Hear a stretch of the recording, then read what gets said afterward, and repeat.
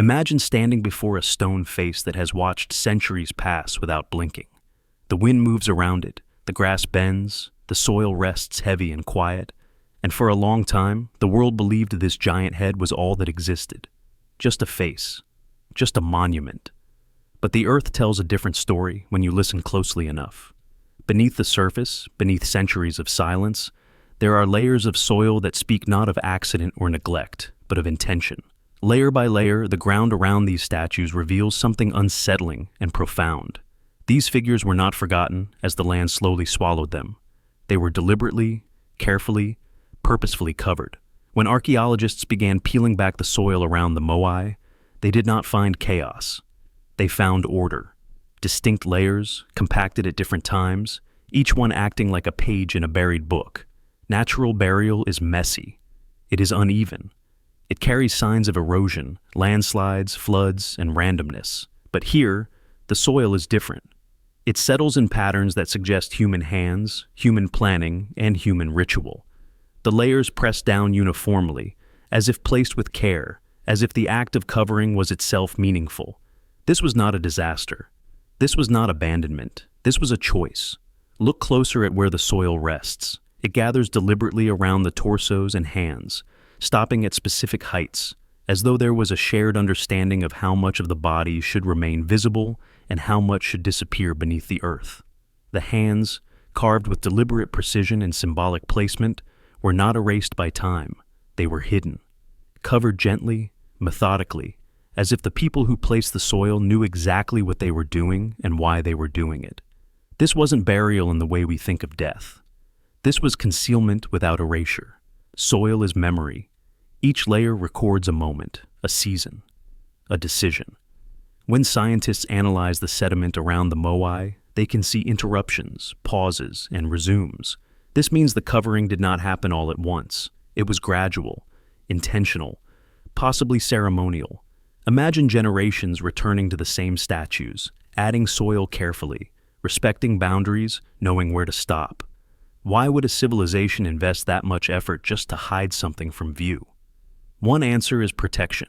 Easter Island is a harsh environment. Wind, rain, and salt air are relentless enemies of stone. By burying the lower portions of the statues, the builders may have been preserving them, stabilizing them against erosion, anchoring them into the land.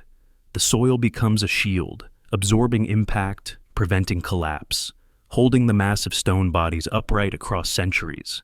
This is not neglect. This is engineering mixed with reverence. But protection alone does not explain the symbolism of the hands.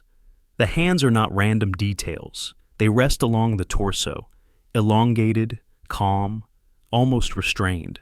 In many Polynesian cultures, hands represent power, mana, and the ability to act upon the world.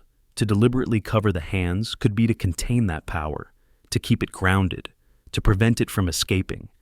It is as if the people believed these statues were not merely representations of ancestors, but vessels of presence, charged with something that required control. The soil itself becomes part of the statue's function. Earth and stone merge. The Moai are no longer standing on the land. They are fused with it. Their bodies disappear into the ground, as if returning to the source, as if completing a cycle. The visible head becomes a bridge between worlds. Above ground, the realm of the living and the sky. Below ground, the realm of ancestors, memory, and continuity. This division is too precise to be accidental. What's even more striking is that the soil layers differ slightly around different statues. This suggests individual attention. Some were buried deeper. Some were left more exposed. This hints at hierarchy, status, or evolving beliefs. Perhaps certain ancestors required deeper grounding. Perhaps certain periods demanded more concealment. The land was being edited like a manuscript, rewritten over time to reflect shifting relationships between people, spirits, and place. If these bodies were meant to remain fully visible, nature would have buried them unevenly, or not at all. But the evidence shows restraint. It shows stopping points. It shows boundaries. This suggests rules, cultural laws, a shared understanding passed down through generations. Children would have grown up seeing these half-buried giants and never questioning it, because this was how they were meant to exist, half revealed, half hidden. There is also the possibility that burying the hands was an act of respect. In some belief systems, exposing the full body of a powerful figure is considered dangerous or disrespectful. Covering parts of the body can be a way of honoring the sacred without inviting misuse or imbalance. The soil becomes a veil, not unlike cloth placed over holy objects in other cultures. You are allowed to see, but not to touch. You are allowed to remember, but not to command. Think about the labor required for this. Soil does not place itself carefully. People carried it, packed it, shaped it. This means the act of covering was planned, coordinated, and repeated. It had meaning beyond convenience. No one would invest that level of effort simply to let a statue disappear. This was an action meant to last, meant to communicate something across time, and it worked. For centuries, outsiders saw only heads and assumed incompleteness. Mystery replaced understanding. The buried bodies became invisible, not just physically, but culturally. The original message was hidden so well that even modern observers misread it. Perhaps that was the point. Perhaps these statues were never meant to be fully understood by those outside the culture. Perhaps the soil was meant to protect not just stone, but knowledge. The deeper archaeologists dig, the more intentional the story becomes. The soil around the hands is often denser, more compacted, suggesting it was pressed deliberately. This is not the loose sediment of erosion. This is human pressure, human weight, human hands shaping the ground. Every inch of buried stone is surrounded by evidence of care. In a way, the Moai were not buried to disappear, but to endure. By anchoring them into the earth, the builders ensured they would outlast storms, wars, and forgetting. The heads would remain visible, watching, while the bodies slept below, preserved in darkness. This is not loss. This is preservation through concealment. When you realize this, the image of Easter Island changes forever. You are no longer looking at abandoned heads rising from the ground. You are looking at guardians, deliberately rooted, deliberately restrained, deliberately fused with the land they were meant to protect. The soil is not an enemy here. It is a collaborator. And perhaps the most haunting thought of all is this: if the covering was intentional, then uncovering them changes their meaning. When we expose the buried hands again, we are not just revealing history. We are undoing a decision made by an ancient culture for reasons we may never fully understand. The soil was part of the message, and by removing it, we may be hearing the story out of order. So the next time you see an image of a Moai emerging from the earth, remember this is not a statue being reclaimed by nature. This is a monument that was intentionally grounded, deliberately hidden, and carefully preserved by a civilization that understood something profound about time, memory, and restraint. The buried hands are not a mystery of erosion. They are evidence of purpose. Evidence that sometimes what is hidden is meant to remain powerful precisely because it is unseen. When the soil is pulled away and the bodies of the Moai emerge from the earth, the shock is not just that they have torsos and hands. The shock is what is carved into them. Hidden for centuries beneath layers of deliberate burial are markings that were never meant for casual eyes. Lines, shapes, symbols, and grooves etched into the stone, with precision so deliberate that they feel less like decoration and more like documentation. These are not random scratches left by tools slipping on rock. These are intentional carvings, placed where only those who uncovered the bodies would ever see them. At first glance, they resemble traditional Polynesian motifs. But the longer you look, the more unsettling the details become. Some carvings do not match known cultural symbols. Some depict elongated forms, angular shapes, and repeating patterns that suggest function rather than ornament. They look less like art meant to be admired and more like diagrams meant to be understood. And this raises a quiet, uncomfortable question. Why carve something meaningful onto a part of the statue that was destined to be buried? The bodies of the Moai were never meant to be fully visible in daily life. That much is clear from the soil layers. So, these carvings were not created for public display. They were hidden by design, which means their audience was either extremely limited or not human at all in the conventional sense. In many ancient cultures, sacred knowledge was concealed beneath surfaces, encoded in places only initiates or priests would ever access.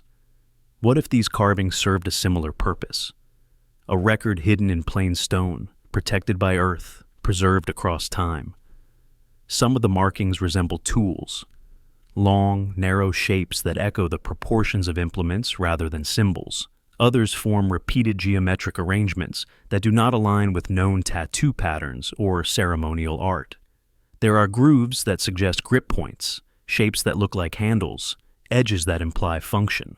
It is tempting to dismiss this as imagination filling gaps. But archaeology is not about imagination alone. It is about patterns, and patterns appear again and again on different statues, carved by different hands, across different locations. This repetition matters. Independent artists do not accidentally create the same unfamiliar shapes over and over unless they are copying something real. Either these carvings represent tools that once existed, or they symbolize concepts that were universally understood by the culture that made them. In both cases, they point to knowledge we no longer possess. Consider the scale of the moai themselves.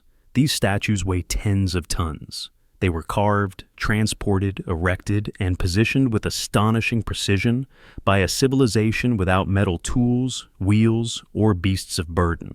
The official explanations rely on rope, manpower, and ingenuity.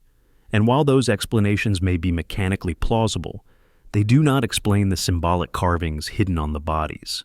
If the statues were purely religious icons, why encode technical-looking markings beneath the surface? Some researchers have suggested these carvings could be rongo-rongo-like symbols, part of a lost writing system. But rongo-rongo itself remains undeciphered, and these body carvings do not fully match known examples. Others suggest they represent clan markings or ownership symbols. But again, why place them underground, invisible, inaccessible? Ownership symbols are meant to be seen. Clan identifiers are meant to be recognized. These were meant to be hidden. One unsettling possibility is that the carvings depict tools used in the construction or movement of the moai themselves, knowledge embedded directly into the monument. Imagine encoding the memory of technology into the body of the object it helped create. If the knowledge were ever lost, the statue would still carry the record, waiting to be uncovered when the time was right.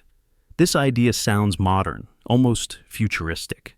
But ancient cultures were not as simple as we often assume. They thought in cycles, in legacy, in messages meant for distant generations. Some carvings resemble shapes that could represent leverage systems, harnesses, or lifting frames.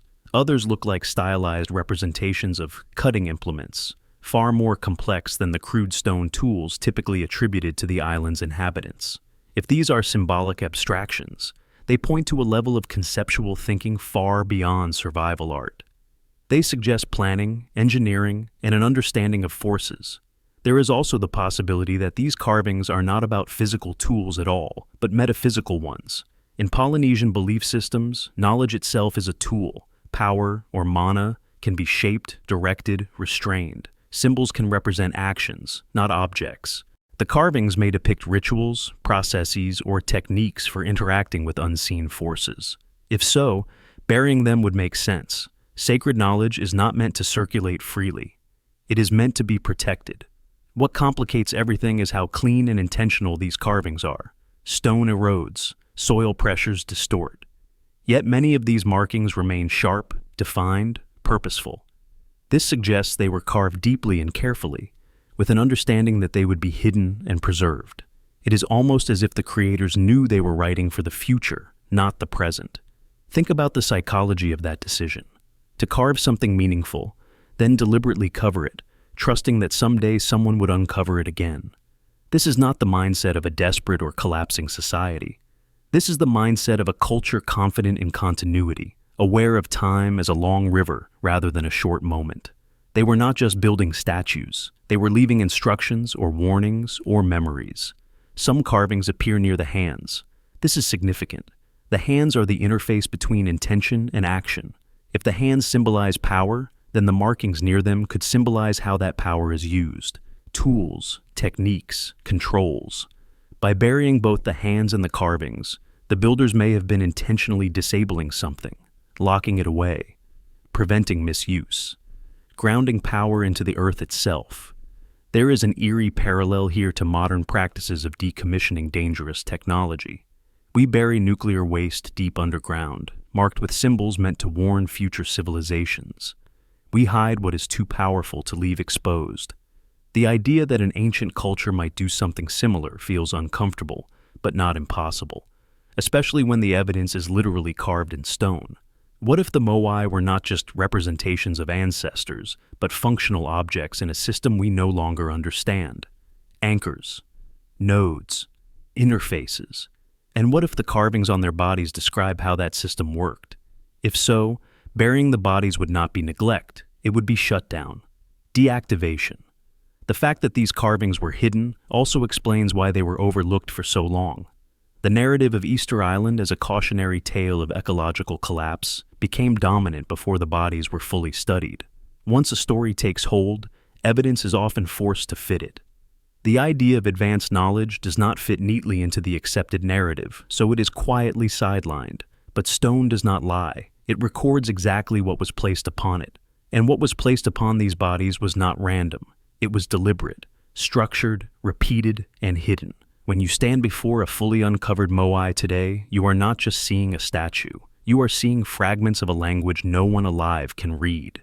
A technical manual without context. A ritual diagram without explanation. The carvings are whispers from a past that did not vanish, but was intentionally sealed. And perhaps the most unsettling realization is this. The soil that covered the bodies did not just preserve stone, it preserved secrecy. The carvings survived because they were hidden, which suggests that being hidden was always part of their purpose. These statues were not meant to give up their secrets easily. The heads watch the horizon. The bodies hold the knowledge. And the earth, placed carefully by human hands long ago, was the lock meant to keep that knowledge dormant until a future that might finally be ready to ask the right questions. Imagine the island not as a scatter of isolated statues, but as a single system. Not monuments standing alone in silence, but points in a pattern, nodes. When you stop seeing the Moai as individual figures and begin seeing them as markers, the landscape of Easter Island transforms into something far more unsettling. Paths between statues suddenly matter. Subsurface anomalies become significant. And the idea that these giants may have been connected beneath the ground stops sounding like fantasy and starts sounding like a question archaeology has barely dared to ask. Beneath the grass and volcanic soil of Rapa Nui, the ground is not uniform. It is riddled with lava tubes, caverns, and underground passages formed by ancient volcanic activity. These natural tunnels were known to the island's inhabitants. They used them for shelter, storage, ritual, and survival. But what if these tunnels served another purpose entirely? What if they were not just natural features, but infrastructure, modified, extended, and integrated into the placement of the Moai themselves? When researchers map the locations of the statues, something strange begins to emerge. The Moai are not randomly distributed. They align along specific routes. They face inward, toward villages and ceremonial centers. But they are also spaced with a consistency that feels deliberate, almost like spacing between stations. Almost like points in a network designed to cover territory, distribute something, or maintain balance. Now, consider this. Many Moai stand directly above known lava tubes, or areas where underground voids are likely to exist. This could be coincidence, but coincidence becomes less convincing when repeated across an entire island, especially when the builders clearly understood the terrain at a level modern observers often underestimate. They knew where the land was hollow. They knew where it was stable. They knew what lay beneath their feet. If tunnels existed beneath these statues, they would not need to be large. They would not need to be obvious. A network does not require highways. It requires connections, channels, pathways for movement, sound, water, air, or something less tangible. In ancient belief systems, the underworld is not a place of death, but a realm of power, a place where forces move unseen. Building a sacred system underground would make perfect sense. Some oral traditions speak of hidden paths, secret ways, and underground journeys reserved for initiates. These stories are often dismissed as metaphor, but metaphors usually grow from something real. If tunnels linked ceremonial sites, then the Moai standing above them may have functioned as guardians, markers, or amplifiers. Their massive stone bodies pressing down into the earth, their heads exposed to the sky, positioned precisely at the intersection between worlds. Think about how networks work. Each node must be stable, anchored, fixed. The Moai are exactly that. immovable once placed, grounded deeply. If you wanted to create a long-lasting system on a volatile volcanic island, stone anchors embedded into the ground would be an intelligent choice, especially if those anchors also carried symbolic and cultural weight. There is also the question of sound. Lava tubes carry vibrations. They amplify footsteps, voices, even low-frequency hums. Some underground chambers resonate in ways that can be felt more than heard. If rituals were performed in these tunnels, the vibrations could travel beneath the island, connecting distant points. The moai above could act as resonators, their stone mass interacting with the frequencies below. Not communication as we understand it today, but synchronization, alignment. In modern terms, we would call this a distributed system. No single center, no single control point, just a network of connected nodes maintaining equilibrium across a landscape. For a culture deeply attuned to ancestry, land, and cosmic balance, this idea is not far-fetched. It is elegant. There are also reports of collapsed passages near certain Ahu platforms, areas where the ground behaves differently, where sinkholes appear, where soil density suggests voids below. These are often explained away as natural erosion, but erosion follows patterns too. And patterns, once again, repeat near significant sites. If tunnels linked the moai, then movement between them could happen unseen. Priests or caretakers traveling underground, emerging at different ceremonial sites without crossing open ground. Knowledge passing invisibly beneath the island, while the statues above stood silent and still. To outsiders, nothing would appear connected, but the system would be alive beneath the surface. This hidden connectivity mirrors the broader theme of the moai themselves. What you see is not the whole structure. The heads are visible, the bodies are buried. The most important elements are hidden. Why would connectivity be any different? A civilization that deliberately buried the bodies of its most important monuments would have no issue hiding the paths that linked them. There is also a symbolic layer that cannot be ignored. In many cultures, ancestors are believed to travel underground, moving between sacred places through the earth itself. Tunnels become veins. The island becomes a body. The moai become organs, each one positioned where it needs to be, connected by unseen pathways that sustain the whole. Modern networks rely on invisibility too. Fiber optic cables run beneath cities. Power lines disappear underground. Data moves where we cannot see it. Visibility is not required for function. In fact, invisibility often protects what matters most. The idea that an ancient culture might build something similar, using the materials and understanding available to them, should not be dismissed simply because it challenges our expectations. What makes this idea especially unsettling is how well it explains the deliberate burial of the bodies. If the moai were part of a network, their connection to the ground would be critical. Exposing the entire body might weaken that connection. Burying them could enhance it, increase stability, improve resonance, lock the node into place. And, if the network was no longer needed or became dangerous, burying and sealing the system would be the safest option. Collapse the tunnels. Cover the bodies. Leave only the heads as markers of what once was, without allowing the system to function again. This could also explain why the island's cultural collapse feels incomplete. Not everything was lost. Some things were intentionally shut down, preserved, hidden, waiting. When modern researchers walk the island today, they walk above a palimpsest, a surface story layered over a deeper one. The grass hides the soil hides the bodies hide the carvings, and beneath all of it, the earth may still hold the pathways that once connected everything into a single, coherent whole. If the moai were nodes in a network, then Easter Island was not just a place, it was a system, a machine made of stone, earth, belief, and time. And like all powerful systems, its most important parts were never meant to be seen. Perhaps that is why the island still feels watched, not by eyes, but by presence, as if something beneath the ground is still aware of where everything stands. The network may be silent now, buried and broken, but the design remains. And the moai, standing patiently above their hidden connections, continue to mark the places where something once flowed beneath the earth, linking stone to stone, ancestor to ancestor, node to node, across an island that was never as isolated as it appeared. Stand in front of a moai and look into its empty eyes. They do not feel unfinished, they feel vacant, as if something once belonged there and was deliberately removed. For a long time, people assumed the hollow eye sockets were simply an aesthetic choice or an incomplete stage of carving, but when examined closely, the shape, depth, and precision of these cavities tell a far more deliberate story. These were not rough hollows left for imagination. They were engineered spaces, shaped with intention, designed to hold something specific. The eye sockets are not uniform holes. They are carved with consistent curvature, controlled depth, and carefully defined edges. This matters. Random erosion does not create symmetry.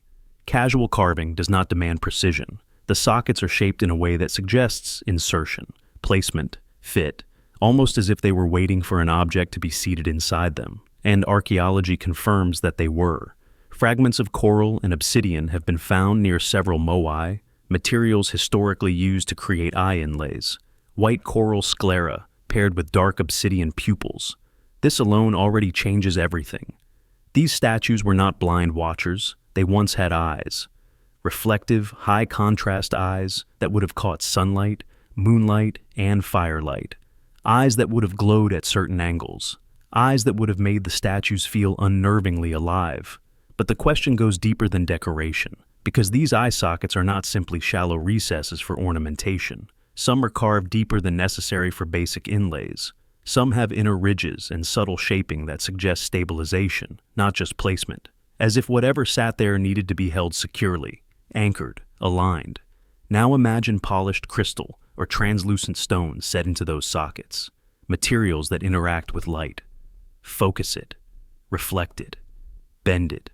Even simple crystals can refract sunlight in powerful ways. They can cast beams, glows, and directional flashes. On an island where light, sky, and horizon dominate daily life, this interaction would not be incidental. It would be symbolic at the very least, functional at most. Across ancient cultures, eyes are not just organs of sight. They are gateways, interfaces, points of connection between the physical and the spiritual. To give a statue eyes is to activate it. To remove them is to deactivate it. This pattern appears again and again in history. Sacred idols whose eyes are only installed during consecration. Masks that remain inert until the eyes are opened.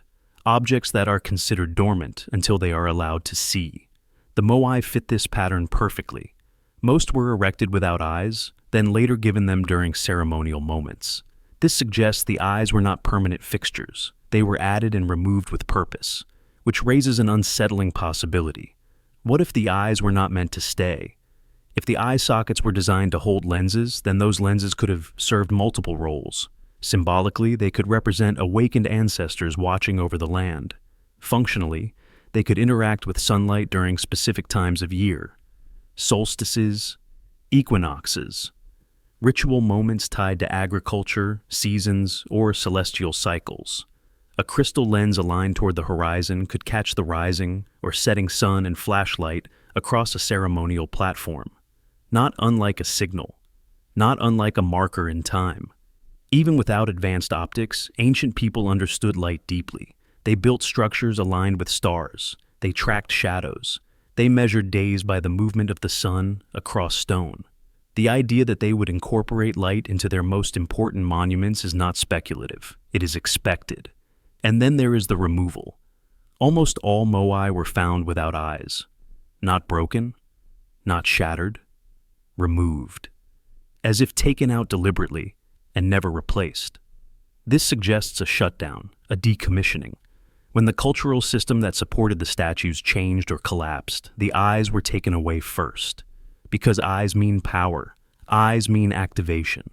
Think about the psychological effect of a giant stone figure suddenly given eyes. It transforms instantly from object to presence, from symbol to observer. It commands attention. It demands respect. Now, imagine dozens of them, lining the island, facing inward, their eyes catching the sun, appearing to watch everything. This is not passive art. This is environmental authority. If the moai functioned as guardians of mana, as anchors of ancestral presence, then the eyes would be the final step in making that presence active. And if that presence became unstable, dangerous, or unnecessary, the safest act would be to remove the eyes and bury the bodies. Power contained. System neutralized. There is also the intriguing detail that not all eye sockets are identical. Some are more refined. Some are deeper. Some appear to have been reworked. This suggests evolution. Improvement over time, which again points away from purely decorative intent. Decoration does not require iteration. Function does. Crystal lenses also raise another possibility. Vision does not have to mean human sight. Lenses can be symbolic of perception beyond the ordinary. Seeing the invisible. Seeing the past. Seeing the future. Seeing the spiritual landscape beneath the physical one. If the moai were interfaces between worlds, the eyes would be the point where information flows. In many Polynesian traditions, ancestors are not gone. They observe, they guide, they influence. Giving them eyes is not metaphorical. It is literal within the belief system. The moai were not statues of ancestors. They were ancestors, embodied, installed into stone, rooted into the land. And eyes would be essential for that role. Now, consider this chilling thought. What if the reason the eyes were removed and the bodies buried was not cultural collapse, but control? What if something about the activated statues became too powerful, too disruptive, or too sacred to leave operating? Turning off a system requires disabling its interfaces. The eyes would be the first to go. Modern societies do this too. We remove control rods. We shut down reactors. We bury hazardous systems. We leave markers behind but deactivate the core. The parallels are uncomfortable, but they are there. The empty eye sockets we see today are not unfinished work. They are evidence of something missing, something once present, something intentionally removed. They are like unplugged ports on an ancient machine, silent now, but unmistakably designed for connection. And perhaps that is why the moai still feel unsettling. Not because they stare, but because they don't. Their gaze is absent, dormant, as if they are waiting for something that will never return, or perhaps waiting for a time when it does. When you stand before a moai and look into its empty eyes, you are not seeing absence. You are seeing restraint. A decision made long ago to take something powerful away, to leave the stone intact, the form preserved, but the vision removed. The eyes were not lost. They were withheld. And the sockets remain as quiet proof that these statues were once meant to see far more than we ever imagined. There is a reason the stories never say the statues were dragged. The legends do not speak of ropes cutting into stone or thousands of hands straining against weight. Instead, again and again, the oral traditions return to the same unsettling phrase: the moai walked. Not figuratively, not symbolically. They walked, upright, balanced, guided by something the islanders called mana, an unseen force, a power that does not push from behind, but moves from within. To modern ears, this sounds like myth, a poetic way of explaining an engineering feat. But myths are not random inventions. They are compressed memories. Cultural data stored in story form when writing is absent. And what makes the legends of walking statues so strange is how consistent they are. Across different clans, across different time periods, the story remains the same. The moai did not slide. They did not roll. They were made to walk to their places. Mana, in Polynesian belief, is not magic in the fantasy sense. It is authority, force, presence, the energy that allows something to act beyond its physical limitations. Chiefs possess mana, sacred objects possess mana, places possess mana, and when mana is strong enough, it reshapes reality around it. This is not metaphor to those who believe it. It is physics of a different order. The moai were carved from volcanic tuff, but they were not considered inert stone. They were vessels, containers for ancestral power. Once carved, they were no longer rock. They were becoming something else, something that could receive mana. And once that mana was installed, movement was possible. The legends say the statues were guided by priests who knew how to direct this force. Chants were spoken, rituals performed. The moai were awakened, not moved. This distinction matters. Movement implies external force. Awakening implies internal activation. The statues did not need to be dragged if they could balance themselves, respond to guidance, and shift incrementally under their own controlled instability. Modern experiments have shown that moai can indeed be moved upright by rocking them side to side, creating a walking motion. This discovery is often presented as a debunking of the myth, but look closer. What does this actually confirm? That the statues were designed to move upright, that their center of mass, base shape, and proportions allow for controlled stepping when guided correctly. In other words, the statues were engineered to walk. Now ask the deeper question. Why design them that way at all? If brute force dragging were sufficient, there would be no need for such careful balance, no need for specific proportions, no need for a curved base. The walking design was intentional, and intention implies knowledge. Knowledge passed down. Knowledge encoded not in diagrams, but in ritual. Mana, then, becomes a word that bridges physics and belief. To the islanders, mana was the force that allowed the statues to move. To us, it might be human coordination, leverage, rhythm, and balance. But separating the two misses the point. For them, the physical and the spiritual were not separate domains. Mana was the organizing principle that aligned human action, belief, and material response into a single system. Think about what it would feel like to witness this. A towering stone figure, upright, slowly rocking forward, inch by inch, guided by chance, surrounded by silence and concentration. No wheels, no visible machinery, just motion where none should exist.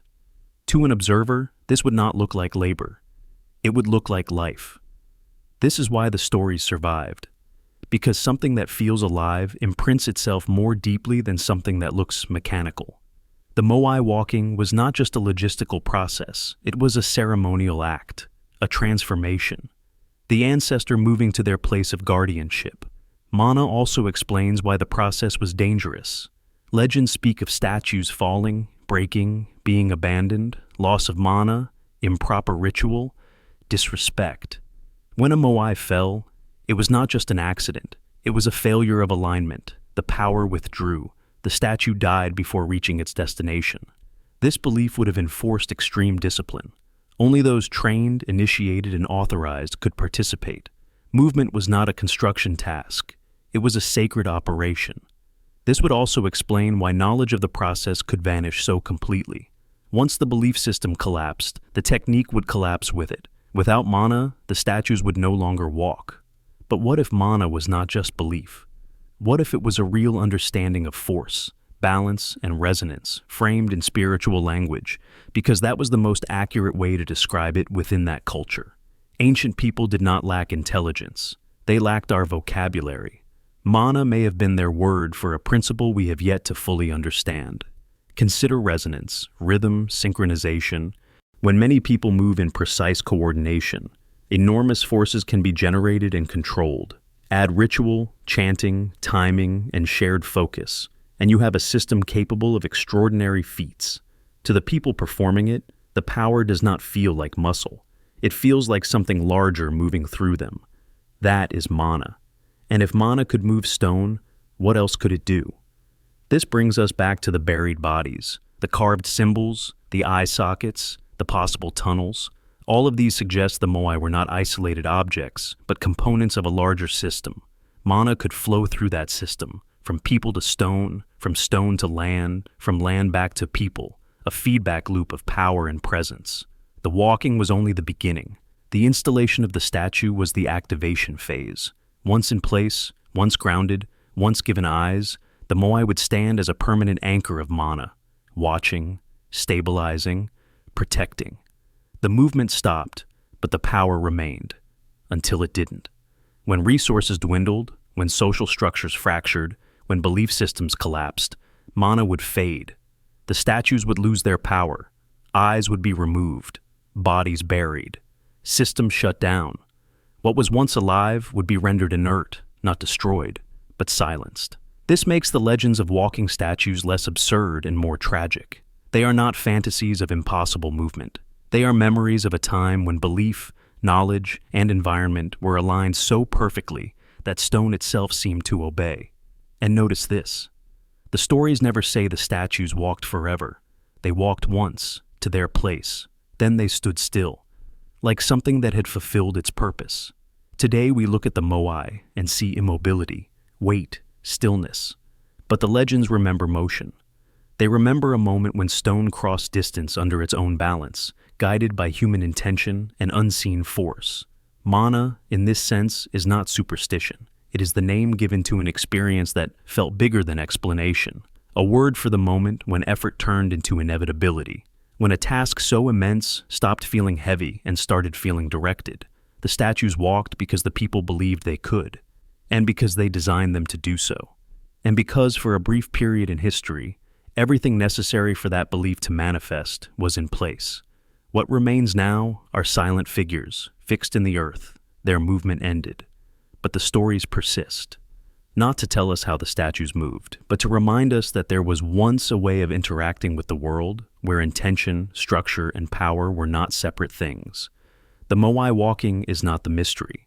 The mystery is what kind of understanding allowed an entire civilization to accept that stone could move and to build their world as if that were simply how reality worked. Beneath the surface of the island, far from the wind and the watching faces of the Moai, there are places where the earth behaves strangely, places where compasses refuse to settle, where instruments stutter or give conflicting readings, where the ground itself feels subtly wrong. These underground rooms are not obvious at first. They are hidden within lava tubes, sealed chambers, collapsed corridors, and stone-lined cavities that appear only when the soil is disturbed or when light is carried deep enough into the island's body. And within these spaces, something unsettling reveals itself. Magnetic anomalies that should not exist, and massive stone slabs whose purpose is still unexplained. Rapa Nui is volcanic, yes, and volcanic rock can contain magnetite. That fact is often used as a convenient explanation, but convenience does not equal completeness, because the anomalies recorded in some underground locations are localized, intense, and inconsistent with natural distribution. They spike and dip sharply within small areas, as if something is concentrating magnetic properties rather than dispersing them. This is not the broad, diffuse magnetism of geology. This feels focused, shaped. In certain underground chambers, compasses rotate slightly off true north. In others, they hesitate, wobble, or point in subtly different directions, depending on where you stand. Move a few steps, and the reading changes. Stand near certain stone slabs, and the deviation increases. Step away, and it weakens. This suggests interaction, proximity, as if the stone itself is influencing the field. Now consider the slabs. These are not rubble. They are not collapsed walls or random boulders. They are flat, heavy, deliberately placed stones, sometimes positioned horizontally, sometimes upright, sometimes partially embedded into the floor or walls of underground rooms. Their edges are worked, their surfaces are smoothed. In some cases, they appear almost platform-like, too deliberate to be natural, too massive to be casual. What purpose does a massive stone slab serve in a confined underground chamber? They are not graves. No remains are found beneath them. They are not altars in the traditional sense, lacking offerings or clear ceremonial residue. They are not structural supports because they do not align with load-bearing needs. They simply sit there, silent, heavy, purposeful, like components waiting for a function that is no longer active. The most unsettling detail is that the strongest magnetic irregularities often appear closest to these slabs. This correlation is difficult to dismiss. Stone does not need to be magnetic to influence magnetic fields. Certain shapes, alignments, and mineral concentrations can distort or focus fields in subtle ways, especially when arranged intentionally. Imagine these underground rooms not as storage spaces or shelters, but as controlled environments, places where conditions were meant to be different from the surface, shielded from light, isolated from noise, stabilized by stone. In modern science, experiments involving magnetism, resonance, and subtle forces are often conducted in controlled environments. Underground laboratories exist for this exact reason. Isolation reduces interference. Ancient people may not have had modern terminology, but they were acute observers of cause and effect. They knew when a place felt different. They knew when fire behaved oddly, when sound traveled strangely, when certain stones made tools sharper or rituals stronger. Knowledge does not require equations. It requires attention. There are traditions across Polynesia that speak of stones with power, stones that heal, stones that protect, stones that amplify mana. Some were carried. Some were buried. Some were never moved once placed. The underground slabs may have been part of this tradition, scaled up to monumental proportions. Magnetism itself does not need to be understood scientifically to be experienced. A compass needle moving without explanation is enough to inspire awe, fear, or reverence. If ancient islanders noticed that certain underground spaces caused strange effects, those spaces would become sacred instantly, not because they were built to be sacred, but because they behaved differently. Now connect this to the broader pattern. Buried moai bodies, hidden carvings, eye sockets designed for lenses, legends of walking statues, and now, underground rooms with anomalies. These are not isolated mysteries. They point toward a culture deeply engaged with unseen forces. Forces that could not be seen, but could be felt, measured indirectly, and manipulated through ritual, placement, and stone. The slabs themselves may have acted as anchors, grounding points, or, conversely, as concentrators, surfaces where something gathered. Magnetic anomalies can affect human perception subtly. Balance, sensation, even emotional state. Modern studies show that fluctuating magnetic fields can influence the brain in small but measurable ways. Ancient people would not describe this as neurology. They would describe it as presence, or power, or mana. Imagine entering such a chamber during a ritual. Darkness, stone, cool air, a slab at the center, the faint hum of the earth. Compasses would not exist yet, but sensation would. Disorientation, heightened awareness, a feeling that the space itself is alive, that something is watching or listening, that the boundary between self and environment is thinner. These rooms could have been places of initiation, or communication, or calibration, spaces where priests aligned themselves, or the land, or the statues above. If the moai functioned as anchors on the surface, these underground rooms may have been control points below, not controlling in a mechanical sense, but in a balancing sense, maintaining equilibrium between forces. There is also the possibility that these chambers were part of a system designed to interact with the island's natural magnetic field. Volcanic islands sit atop complex geological processes. Stress, heat, movement beneath the crust. Subtle shifts could be detected through changes in magnetism. The underground rooms may have functioned as early warning systems, sacred sensors interpreting the mood of the land itself. This would align with the deep respect Polynesian cultures have for the land as a living entity. Not a resource, not a backdrop, but an ancestor. A being that communicates through signs, vibrations, anomalies. To listen, one must create places of stillness and sensitivity. And then there is the silence of these rooms today. They are inactive, empty. Whatever function they once served is gone. The slabs remain, but they no longer do anything obvious. This mirrors the statues above, dormant, preserved, deactivated, not destroyed. If these spaces were part of a larger system, shutting it down would require disabling it at multiple levels. Remove the eyes, bury the bodies, collapse or seal the tunnels, leave the slabs in place but disconnected from whatever network once animated them. What remains would be confusing to outsiders. Fragmentary. Easy to dismiss as coincidence. Modern archaeology struggles with systems that leave no obvious output. We understand tools that cut, grind, or build. We struggle with tools that regulate, balance, or resonate, especially when the culture that created them framed their understanding in spiritual language rather than mechanical description. But dismissing these underground anomalies as meaningless is a choice, not a conclusion. The evidence does not say nothing happened here. It says something happened here that we do not yet have the framework to fully interpret. The stone slabs do not need to be machines to be functional. Function does not require gears or wires. It requires effect. And the effect here is measurable, repeatable, and localized. Something about these stones and these rooms alters the behavior of the environment. The island was never just a surface landscape. It was layered. Sky, stone, earth.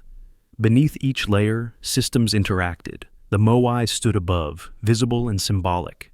Beneath them, hidden rooms and slabs interacted with forces unseen. Together, they formed a relationship between above and below, seen and unseen, human and ancestral. Perhaps the greatest mistake is assuming that ancient people separated the spiritual from the physical the way we do. For them, magnetism would not be a force. It would be a sign, a voice, the land speaking in a language that required silence and attention to hear. These underground rooms may have been places where that language was clearest. And if that is true, then the anomalies we detect today are not malfunctions. They are echoes, residual effects of a system that once operated with purpose, intention, and restraint. A system that was shut down carefully, not because it failed, but because its time ended. The stone slabs remain because stone remembers. Even when meaning fades, even when function ceases. They sit there, heavy and mute, distorting invisible fields, waiting without expectation. Not broken, not random, just unfinished, in a way we have yet to understand. When the bodies of the Moai were finally uncovered, what unsettled researchers most was not simply that the statues had torsos, but what those torsos carried. The engravings did not tell stories of kings, battles, lineages, or clan triumphs. They did not resemble genealogies or tribal records which dominate so much of ancient monumental art across the world. Instead, the markings felt strangely detached from human affairs. They were ordered, repetitive, and spatial rather than narrative. What emerged was not history carved in stone, but something far colder and far larger, a map, not of land, not of people, but of the sky. These engravings do not flow like stories. They do not move from figure to figure or event to event. They sit, they align, they repeat at measured intervals. Lines intersect at angles that seem indifferent to human symbolism, but deeply attentive to position. Dots appear clustered in ways that mirror patterns rather than sequences. This is the first clue that something is different. Human history is chaotic. Celestial motion is not.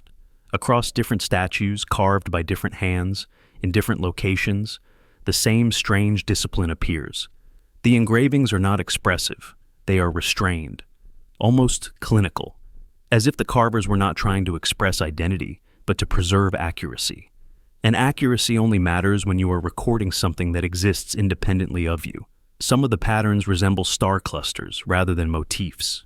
Groupings that make little sense as decorations suddenly become familiar when compared to constellations visible from the southern hemisphere. Not the constellations named by Western astronomy, but older, observational groupings based on brightness, relative spacing, and seasonal movement. These are not pictures imposed on stars. They are positional relationships. The islanders of Rapa Nui were master navigators. This is not speculation. Polynesian cultures crossed vast expanses of open ocean using stars, waves, winds, and memory alone. Their relationship with the sky was intimate, practical, and precise. The stars were not distant decorations. They were infrastructure, roads, calendars, guides for survival. When you understand this, the idea that celestial maps would be carved into the bodies of sacred monuments stops being strange and starts feeling inevitable. But here is the unsettling part. These carvings are not placed where one would normally record navigation knowledge. They are not on tablets, not on portable objects, not even on surfaces meant to be studied easily. They are carved onto bodies that were meant to be buried, hidden, inaccessible. That means these maps were not for everyday use. They were not teaching tools. They were not reference charts. They were records. Records preserved in stone, protected by earth, sealed away from time. Why preserve star maps in this way? Because the sky changes. Slowly, but inevitably. Due to precession, the positions of stars relative to the horizon drift over centuries. What is accurate in one era becomes wrong in another. Navigators adjust. Traditions update. But a stone carving does not move. It freezes a moment. Which moment? If these engravings represent the sky as it was seen at a specific time, then they are not just maps. They are timestamps, markers of an era. And if that era mattered enough to preserve, then something significant was believed to be tied to that particular alignment of stars. In many ancient cultures, celestial events were not just markers of time. They were moments of power, conjunctions, transitions, ages beginning or ending. The sky was read like a clock, and certain configurations were believed to open doors, release forces, or signal changes in the balance between worlds. If the Moai were part of a system grounded in cosmic timing, then recording the sky onto their bodies would be essential. Notice again the placement. These carvings are on the torso, near the core, not the head, which faces outward, not the back, which would be hidden even when standing. The chest and abdomen are where breath, life, and essence reside in symbolic language. To place the sky, there is to internalize it, to bind cosmic order into the body of the ancestor. This suggests the Moai were not just watchers of the land, but participants in a larger cosmological framework. They did not merely face villages, they stood at intersections between earth and sky, holding within them a record of when and how that connection was aligned. Some engravings appear abstract until you consider motion. Lines curve subtly, not randomly, but in ways that suggest paths, arcs, orbits, cycles. These are not symbols meant to be read left to right. They are meant to be understood over time. As the sky moves, the carving remains. One changes. One does not. The contrast itself becomes meaningful. If these are celestial maps, then burying them makes sense. The sky is above. The map is below. One visible, one hidden. Together they form a vertical axis, a dialogue between what is happening now and what happened then. The Moai become memory anchors, ensuring that even if oral tradition fades, the record remains, sealed in stone. This also explains why the carvings do not glorify human achievements. The people who made them were not trying to immortalize themselves. They were trying to situate themselves within something far larger. Their concern was not legacy in the human sense, but alignment. Harmony with cycles that dwarf individual lives. It also reframes the collapse narrative of Easter Island. If the statues were tied to celestial cycles, then the breakdown of the society may not have been random or purely ecological. It may have coincided with a perceived cosmic shift, a moment when the sky no longer matched the map, when alignment was lost, when the system, whatever its purpose, could no longer function. At that point, what would you do? You would deactivate it. You would remove the eyes. You would bury the bodies. You would seal the maps away, because they no longer applied. Outdated maps are dangerous. They mislead. Better to hide them than to let them guide incorrectly. This is how ancient thinking works. Not through destruction, but through containment. The engravings also show restraint in what they do not include. There are no suns depicted, no moons rendered as figures, no mythological beings riding the stars. This absence is important. It suggests observation rather than storytelling, measurement rather than myth. Even belief-based cultures can distinguish between symbolic representation and technical record when the context demands it. And yet, these records were not cold, they were sacred, because for these people, the sky was alive, the stars were ancestors, voyagers, spirits moving along fixed paths. Mapping them was not an act of domination, but of respect, of listening. The Moai bodies carrying celestial maps become something extraordinary in this light. They are not statues commemorating the past. They are monuments locking a moment of cosmic order into the earth itself. They say, without words, this is how the sky once stood. This is when the world was aligned. And the fact that these maps were hidden tells us something profound about intention. This was not knowledge meant to be exploited. It was knowledge meant to be preserved without interference. Knowledge placed beyond ambition, beyond politics, beyond misuse. Stone is honest. It does not exaggerate. It does not invent. It only holds what is placed upon it. And what was placed upon these bodies was not the story of a tribe, but the memory of the heavens. So when you look at a Moai and imagine it watching the land, remember that beneath the soil, its body may be holding a sky that no longer exists in quite the same way. A record of stars as they once were. A frozen echo of a cosmic moment deemed important enough to bury, protect, and remember long after the people who carved it vanished. The Moai do not just face inward toward villages. They stand at the boundary between what humans remember and what the universe forgets. And carved into their hidden bodies is a reminder that some civilizations were less concerned with writing their own story, and far more concerned with understanding their place in a much larger one. The moment the first shapes appeared beneath the water, the story of Easter Island stopped being confined to land. At first, they were dismissed as shadows, rock formations, tricks of light caused by rippling currents and uneven seabeds. But as divers descended and sonar scans sharpened, the outlines became harder to ignore. Upright forms, human proportions, stone figures standing where no statues should be able to stand. Not toppled, not scattered, standing. and suddenly the idea that the Moai were isolated creations of a single island began to fracture. Underwater discoveries near lost coastlines are always controversial because water hides context. It erases paths, blurs timelines, and collapses certainty. But what cannot be ignored is pattern. And what researchers began noticing was not one anomaly, but several. Stone figures resembling Moai forms appearing near submerged coastal shelves, now far below sea level, in regions once dry during earlier epochs. These were not random boulders. They showed symmetry, balance, intentional shaping. The kind of shaping that does not happen by chance beneath waves. Sea levels have not always been what they are today. During the last ice age, vast amounts of water were locked in glaciers, exposing coastlines that are now drowned. Entire landscapes existed where oceans now roll. Forests, plains, settlements. If statues existed on those lands, the sea would not preserve them gently. It would swallow them, slowly, relentlessly, leaving only fragments for modern technology to glimpse. What makes the underwater statues so unsettling is not just their form, but their posture. Like the Moai, many appear upright, oriented deliberately, as if placed with care before the sea claimed them. Natural rock does not stand in human proportion repeatedly. Erosion does not favor symmetry. The ocean is a destroyer, not a sculptor. Some of these submerged figures share key characteristics with the Moai. Elongated heads, forward-facing orientation, proportions that feel intentional rather than geological. Even the scale is familiar.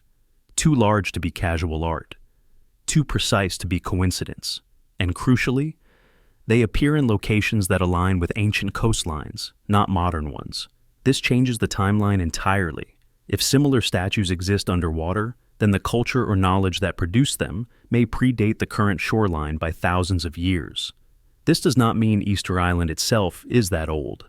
It means the idea behind the statues may be a tradition older than the island's current geography, a concept that survived migration, flooding, and collapse. Think about what that implies. A people who understood that land could vanish, that coastlines are temporary, that what is built must either move, be buried, or be lost. If statues were erected on coastal plains long before the sea rose, then those statues were not meant to last forever in place. They were meant to serve a function for a time, and when the time ended, the sea took them. This mirrors what we see on land: bodies buried, eyes removed, systems shut down rather than destroyed. The underwater statues may simply be earlier versions of the same idea, lost not by cultural choice, but by planetary change. There is also the question of similarity across distance. Easter Island is remote, extremely remote, yet the ocean is not a barrier to Polynesian cultures. It is a highway. Long before Western navigation, Pacific peoples crossed vast distances guided by stars, currents, and memory. If the knowledge of creating these statues traveled with people, then it could have been applied in multiple locations, each adapted to local conditions. This reframes the Moai not as unique anomalies, but as surviving members of a much larger family of monuments, most of which were never meant to survive to the present. The sea erased their context. The land buried their cousins. What remains is not the whole story, but fragments that happen to lie above water. Underwater statues also force us to reconsider scale. How many monuments were lost when sea levels rose? How many systems were erased before they could ever be studied? Archaeology is biased toward what survives. Stone on land survives better than stone under waves. Entire chapters of human experimentation could exist beneath the ocean, unrecognized simply because they are difficult to access. There is another unsettling detail. Some submerged structures appear aligned with each other, even underwater, not scattered randomly, but positioned with spatial logic. This suggests they were part of something organized before submergence, a landscape, not isolated art. If statues like the Moai once stood along ancient coasts, facing inland, watching over settlements that no longer exist, then their purpose aligns perfectly with what we see on Easter Island. Guardians, anchors, interfaces between people and forces larger than themselves. And consider this. If the sea level rose slowly over generations, people would have watched their land disappear. Sacred sites drowned, monuments lost, knowledge submerged. What would you do in response? You would adapt. You would move inland. You would bury what could not be moved. You would preserve what mattered by hiding it. This could explain the deliberate burial of the Moai bodies, not just cultural symbolism, but learned behavior, a response to environmental change remembered in tradition. Burying becomes a form of survival. Preservation through concealment. The underwater statues may not be mysteries in isolation. They may be warnings, echoes of a past lesson learned the hard way, that land is not permanent, that systems tied too closely to geography must be protected or they will be erased.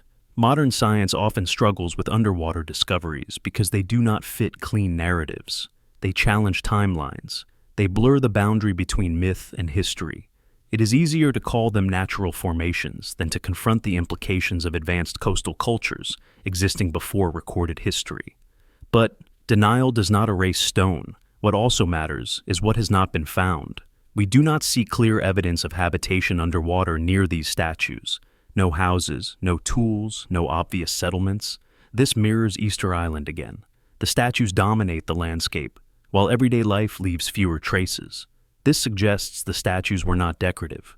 They were central, primary. Everything else revolved around them. If these monuments existed underwater long before Easter Island was settled, then the island may represent not the origin of the Moai tradition, but its last refuge, a high point of land that survived flooding, a place where the system could continue when others were lost. This would explain the intensity of effort invested there, the scale, the redundancy, the careful burial rather than abandonment. Easter Island may not have been the beginning. It may have been the final archive. The sea does not just destroy, it hides. And what it hides often returns only in fragments, stripped of context, misinterpreted as coincidence. But when multiple fragments point in the same direction, coincidence becomes unlikely. Underwater statues near lost coasts suggest that the idea of stone guardians, nodes, or anchors predates the current world map.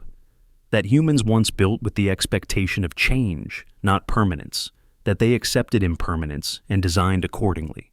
The Moai, standing today with their bodies buried, may be doing exactly what their creators intended. Surviving not because they were indestructible, but because they were adaptable, because they could be partially hidden, partially revealed, and still function symbolically. The submerged statues did not have that luxury. They were swallowed whole, and perhaps that is why the Moai feel so heavy with memory. They are not just monuments to ancestors. They are survivors. Remnants of a much older experiment in how humanity related to land, sky, and forces it could sense but not fully explain. The ocean holds the rest of the story, silent, pressurized, waiting. And as technology improves, as more lost coasts are mapped and more shapes emerge from the depths, the question will no longer be whether similar statues exist underwater. The question will be how many once stood above water, watching worlds that no longer exist. At that point, Easter Island will no longer seem like an anomaly at the edge of the world. It will seem like the last visible chapter of a story mostly written beneath the sea. There is a silence surrounding Easter Island that has nothing to do with wind or distance. It is a silence enforced not by nature, but by decision. A silence that begins the moment questions get too deep, too specific, too close to what lies beneath the surface. Because while the island appears remote, isolated, and forgotten, it is in fact tightly controlled. And the deeper you look, the clearer it becomes that what stops full excavation is not a lack of curiosity or technology, but pressure. Political, cultural, institutional pressure that quietly dictates how far exploration is allowed to go. On the surface, the explanation sounds reasonable: preservation, respect for heritage, protection of sacred land. These are valid concerns, and they should never be dismissed lightly. The Rapa Nui people are not artifacts. They are a living culture with a painful history of exploitation. Their land has been taken, their identity reshaped by outsiders, their ancestors displayed in museums across the world.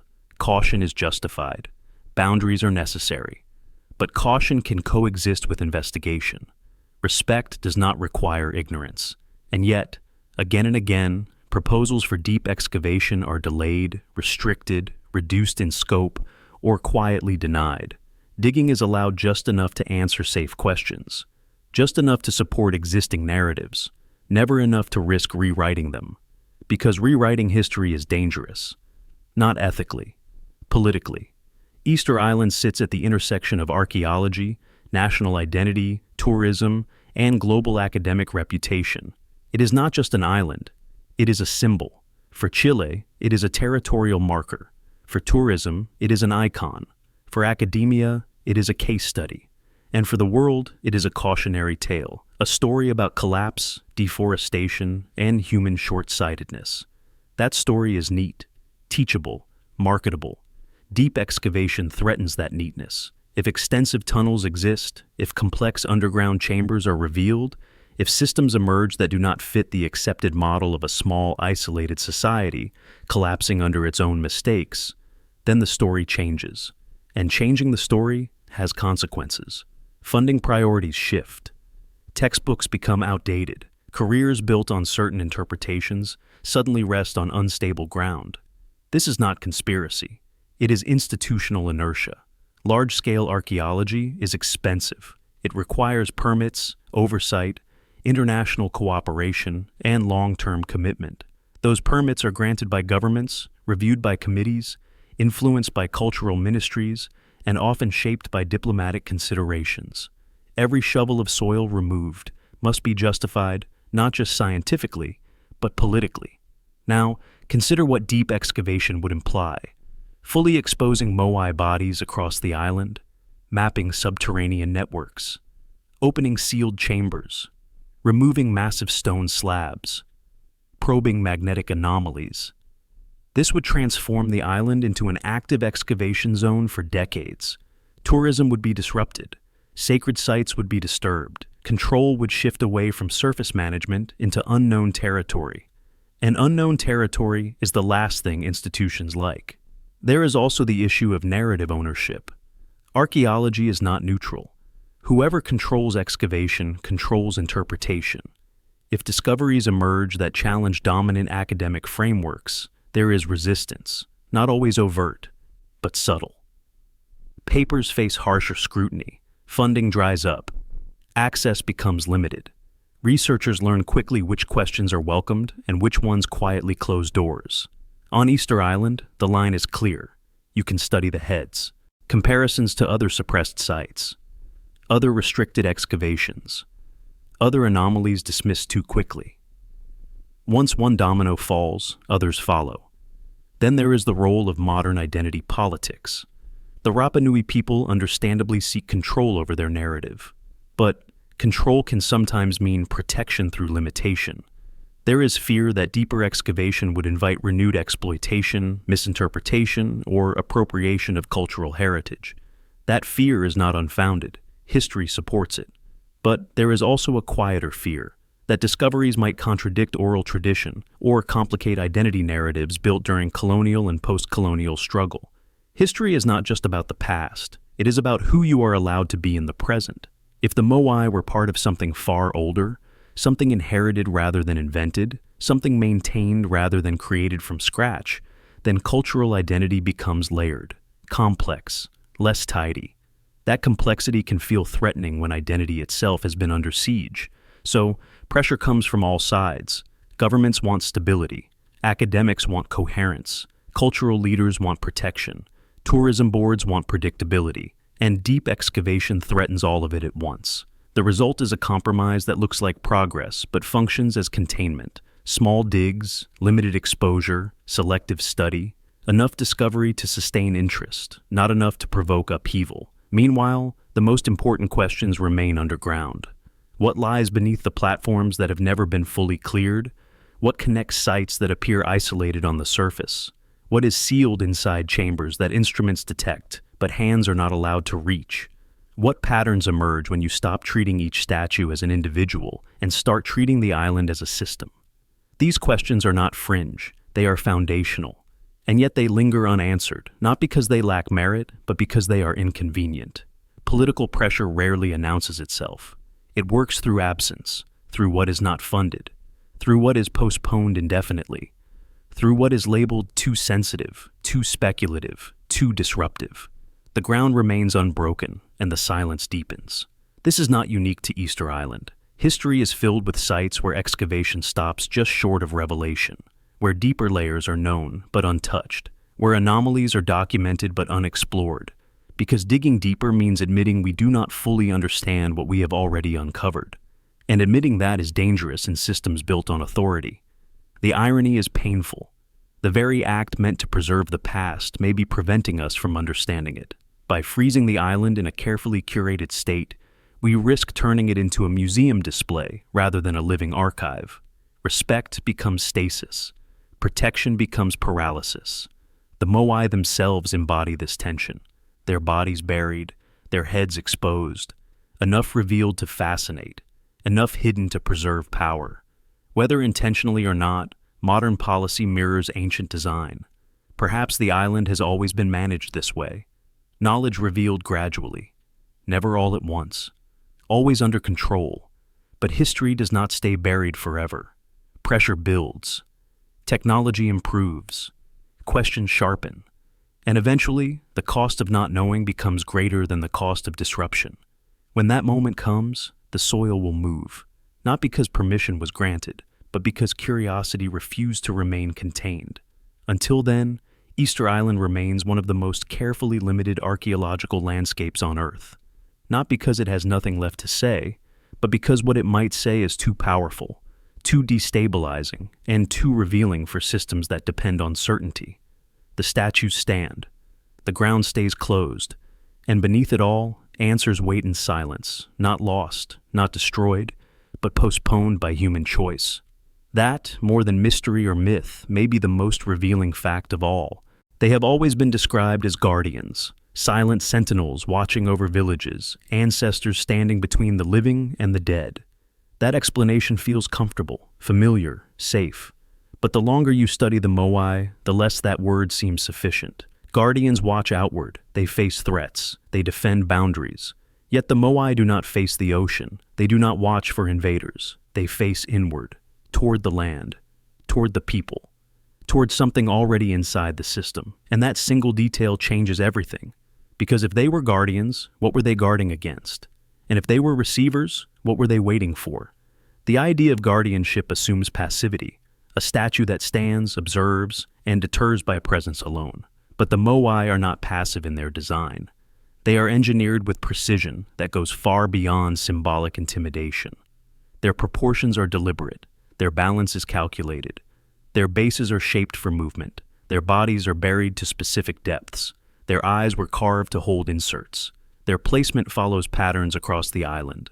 These are not the choices of a culture interested only in symbolic protection.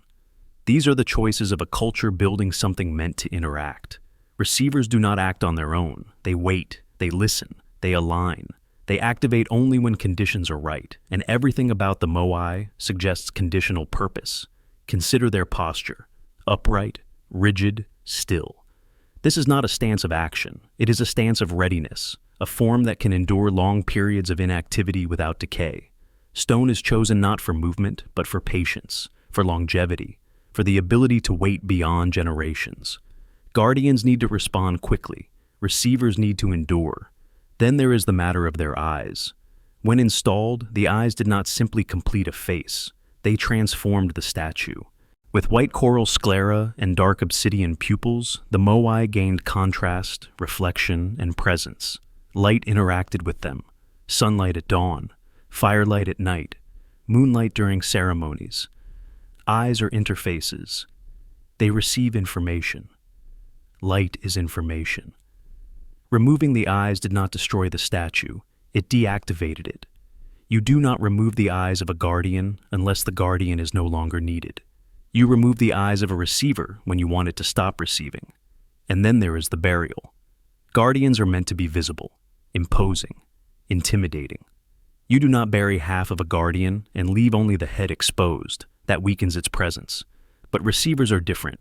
Receivers require grounding, stability, shielding from interference. Burying the body anchors it into the earth. It isolates it from surface chaos. It improves connection with whatever lies below. Modern receivers are often buried, antennas grounded, sensors shielded, cables run underground. Visibility is not the goal, function is. The Moai bodies were not buried by accident. They were buried deliberately, carefully, with soil placed in layers that show intention. This suggests not neglect, but calibration, as if the depth itself mattered, as if how much of the statue touched the earth was part of its role. Now consider the network theory, the spacing of the statues, their distribution along routes rather than random clusters, their proximity to underground lava tubes and cavities. If the Moai were isolated guardians, such precision would be unnecessary. But if they were nodes in a system, spacing would matter, placement would matter, connectivity would matter. Receivers rarely operate alone. They work as arrays, networks, distributed systems that cover an area, each unit contributing to a larger pattern. The Moai, viewed from above, begin to resemble such an array, not perfectly symmetrical, but responsive to terrain, population centers, and unseen pathways beneath the ground. And beneath the ground is where things become impossible to ignore.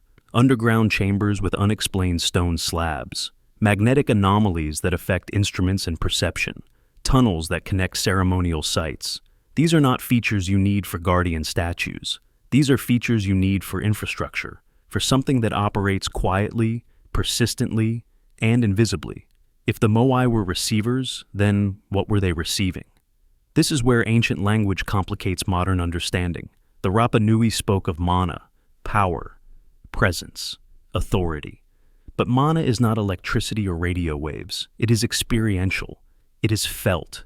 It is known through effect rather than mechanism. That does not make it imaginary. It makes it pre-scientific. Mana could be environmental, geomagnetic, acoustic, psychological, social, or a combination of all of these. Ancient systems rarely isolate variables the way modern science does. They integrate them. If the island itself was considered alive, then receiving its signals would be sacred. Changes in magnetic fields, vibrations through stone, subtle shifts in resonance. The Moai could have served as interfaces between the land and the people, translators of unseen conditions into ritual response. Receivers do not need to transmit messages in words. They signal states, balance, imbalance, readiness, danger. This reframes the legends of statues walking. Movement becomes activation, installation, a receiver being placed into its operational position. Once installed, it no longer moves, it listens. The walking is not the function, it is the deployment. And deployment rituals are always remembered. Now, think about the carvings on the bodies, not tribal history, not heroic deeds, celestial maps, abstract patterns, tool-like symbols, knowledge encoded, not displayed. If these statues were receivers, then those carvings could represent calibration data, reference states, alignments between sky, land, and stone. Celestial maps make sense in this context. The sky is the most reliable clock available to ancient people. Aligning a system to specific star positions would allow activation at certain times. Seasons, ages, threshold moments. If the sky no longer matched the map, the system would be out of sync. And what do you do with an out-of-sync system? You shut it down, you remove the eyes, you bury the bodies, you stop activating the receivers, you leave the stone intact, but dormant, because destroying it would risk imbalance. But leaving it active would be worse. This is consistent with what we see. The Moai were not smashed during collapse. They were toppled or deactivated selectively. Many remained standing but altered, their eyes gone, their bodies buried, their connections sealed. Guardians fail catastrophically when systems collapse. Receivers are simply turned off. The discovery of similar statues underwater strengthens this interpretation. Guardians are placed where threats exist. Receivers are placed where signals are strongest. Ancient coastlines, fault lines, volcanic regions, transitional spaces between land and sea. These are areas rich in energy, change, and information. When sea levels rose, those receivers were lost, swallowed, deactivated by nature itself. Easter Island, high and remote, survived, and so did its receivers. Political resistance to deep excavation becomes more understandable in this light. Guardians are easy to explain. Receivers are not. Guardians fit into known models of religion and social control. Receivers imply system-level thinking that challenges assumptions about ancient capability. It is safer to preserve mystery than to risk reframing history. But the most unsettling part of this question is not whether the Moai were guardians or receivers. It is whether that distinction ever mattered to the people who built them. In ancient worldviews, protection and reception are not opposites. A system that listens protects by responding. A system that guards must first perceive. The Moai may have been both. Guardians when active, receivers when dormant. Interfaces that could shift roles depending on conditions. This fluidity is common in ancient systems. Rigid categorization is modern. So, were they waiting to activate? That depends on what activation means. If activation requires eyes, alignment, ritual, and belief, then activation may not be a mechanical switch. It may be cultural, social, conscious. Once the belief system collapsed, activation became impossible, even if the physical structures remained. In that sense, the Moai may still be waiting, not for power, not for technology, but for the return of a way of seeing the world that allows stone to be more than stone. They stand where they were placed. They face where they were meant to face. Their bodies remain anchored, their carvings preserved, their sockets empty, their network silent, not broken, paused. And that may be the most important distinction of all.